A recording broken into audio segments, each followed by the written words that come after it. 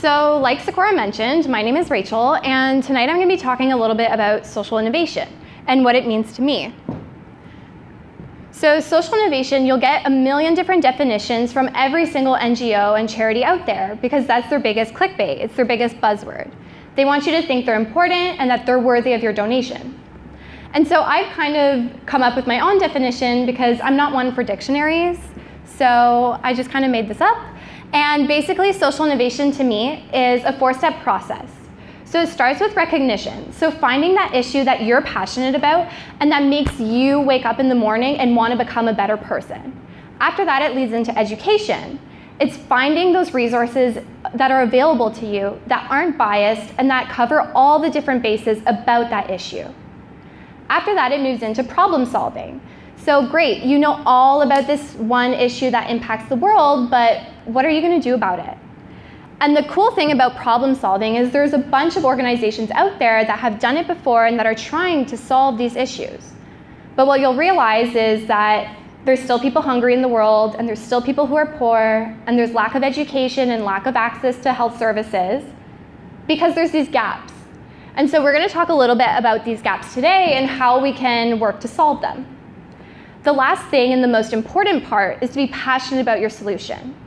So there's going to be a million different obstacles that are going to come your way while you're trying to solve these issues, and you need to have the force and the drive to overcome all the obstacles, and when people tell you it's not going to work, you're working to prove them wrong. While I was kind of putting together the presentation, I formulated this one thought that I feel describes the most social innovation.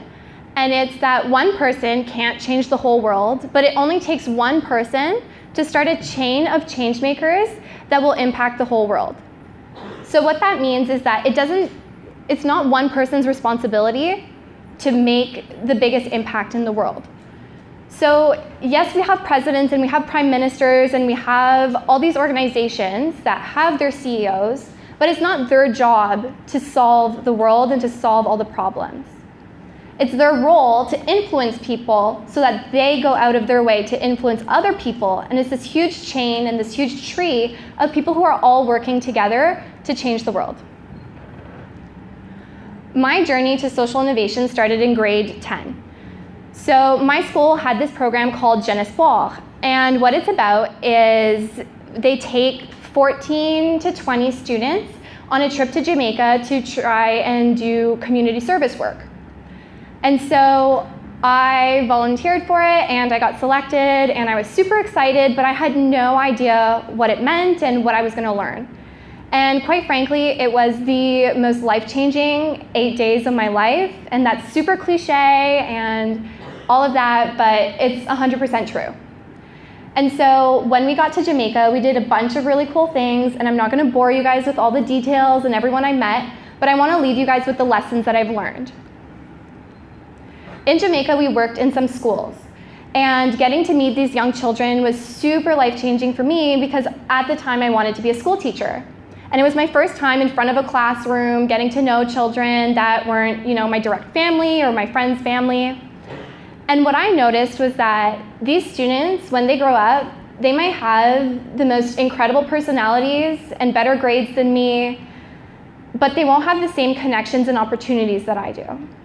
And so that's where I came to the conclusion that the environment that you're born into kind of dictates a little bit of your situation. But what I also learned is that these students have so much passion and so much drive that I'm 100% sure that one of them is going to end up starting their own company or doing something incredible, being an actor or a singer. So many of them like to dance and to sing. So I'm just waiting for the day that they are on a big stage and they're performing for everyone else. The other thing that I learned was on the construction site. So we built 2 houses, but that's using the word house very loosely because they were 9x9 rooms made out of wood, and instead of doors, there were holes in the wood where you could go in. So there would be about 5 people living in those houses, and to me that put me into perspective of we value space and things that we can show off, whereas they valued their family, their friends, the little soccer ball that they could play with, the games they could start. They valued creativity. And so that's where we can be inspired as social innovators, is to use that creativity and those resources that we have to be able to give them opportunities. When I got back from Jamaica, I was super overwhelmed. So my eyes were open to this world of people who were struggling to make ends meet and who couldn't even access school, and all these different things that I didn't even know what to do with myself anymore. I didn't want to be a teacher anymore. I wanted to change the world, and I was going to start some NGO and be amazing.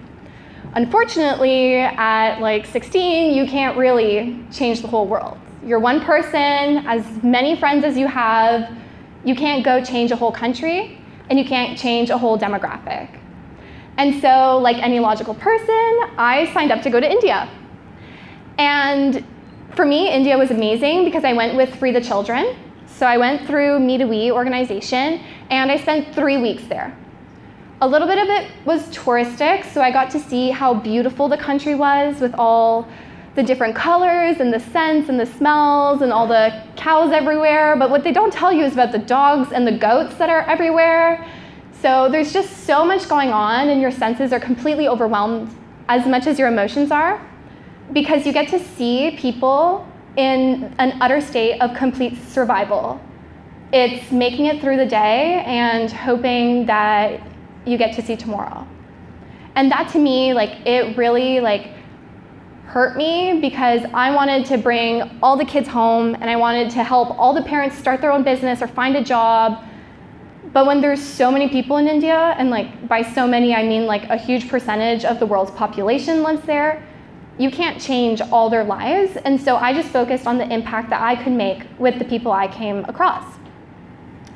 Once again, I'm not going to tell you everything we did in India, because the list would go on forever, but I'll tell you what I learned while I was there. So in India, I got to meet Lloyd, who's the founder of the 5-pillar system of Free the Children. And he told me about this organization that came a few years back and installed running water in houses in the village. You would think that's a great thing, right? They don't have to walk a million miles to go get water. They're not wasting all their time. They can focus on growing their crops and starting their business, raising their animals, sending their kids to school. But after 2 months, these women were going back to making that walk. They weren't using the faucets in their houses. They didn't even look at them. They were collecting dust. Why? Because it's cultural. To them, the opportunity to walk 2 kilometers to go get a little liter of water, that was worth it, because they got to talk to the other women in the villages. And they got to create their sense of community, and they got to make their friends. So I learned that culture is something that belongs to each country. And if you go trying to impose the Western view to different countries, it's not going to work. You need to start by understanding these people and putting yourself in their shoes and really trying to find solutions that they're passionate about as well. The second thing that I learned kind of ties into culture as well. It's that they need to be part of the solution. If you go and you try and impose views and solutions onto them, it's not going to stick. So I was lucky enough to meet about 24 girls, and we had a translator there, so we could actually have real conversations. And it was super cool because we talked about school and family and friends and all those super normal, down-to-earth things. But when we got into relationships with guys, it got really, really uncomfortable, because half of them were in arranged marriages already and were going to be shipped off to a different village in the next couple of years. And that hurts, because previously when we had talked about education, they were all like, yeah, I want to be a policewoman, and I want to be a lawyer, and I want to go to university. But you know that they're not going to finish high school. And so it's this kind of disconnect of their ambition and their situation. And so that's cultural. We can't go in and be like, don't marry him, stay in school, go to university, find a way. It's not doable. It needs to come from them and their families. If their families are like, you know what, you want to finish high school? We'll find you a husband in a couple years. That works, because then they get to finish high school. And then the next generation, they'll be like, you know what? You want to finish university? Go for it. And then we'll find you a husband. And it's breaking down into small, manageable steps and not imposing this big, shiny solution onto them. So now what do? I can't fly halfway across the world every year to go help people as much as I would want to. I found a club on campus called Enactus, and Enactus is a worldwide organization that builds social enterprises to greater the good of communities. So what that means for us at the University of Ottawa is we've defined our community as Ottawa itself, but also as northern communities. So my two favorite projects actually work in our community because that's where I get to see the biggest impact. Project Fly is a project that helps at-risk youth by giving them workshops to help bridge the gaps between them returning to high school to finish their diploma and either post-secondary options or the workforce. And so what I love about that is that we're helping people who are willing to put in effort and work to make their life amazing. The second project that I really like is Sprout. And so Sprout recognizes that there's food deserts even here in Ottawa. So by a food desert, what that means is that there's lack of access to healthy and affordable meal options and produce. And so what we do is we build these little meal kits that we put in convenience stores so that they're super accessible, and families of low income or from really out there communities can access really quick, easy, affordable, healthy meals. When I went to Jamaica, I thought I was going to see a world full of cruelty and suffering and misery, but what I found is these communities. I found communities of change makers. So these are people who were rallying together with me to make change and to find these solutions.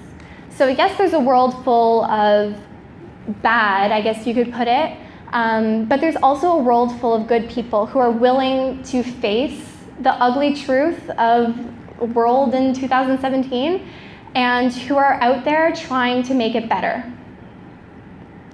I want to leave with this picture, not only because it's a picture of some of the people who completely turned my life path around, but because of the quote on the wall.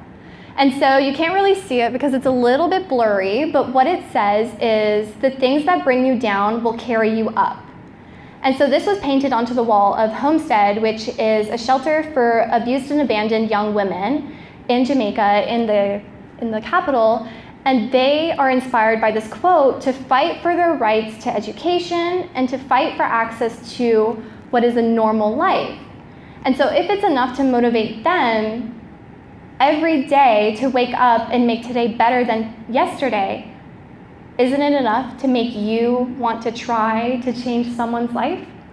It doesn't have to be super complicated, like traveling to India and building a school or starting a health shelter in Jamaica. It doesn't have to be big like that. It's something as small as your friend needs help with a project and it's really stressing them out and it's impacting their mental health, and you recognize mental health is an issue, so you're going out of your way to help them. It's small steps like that that really impact the world. Thank you.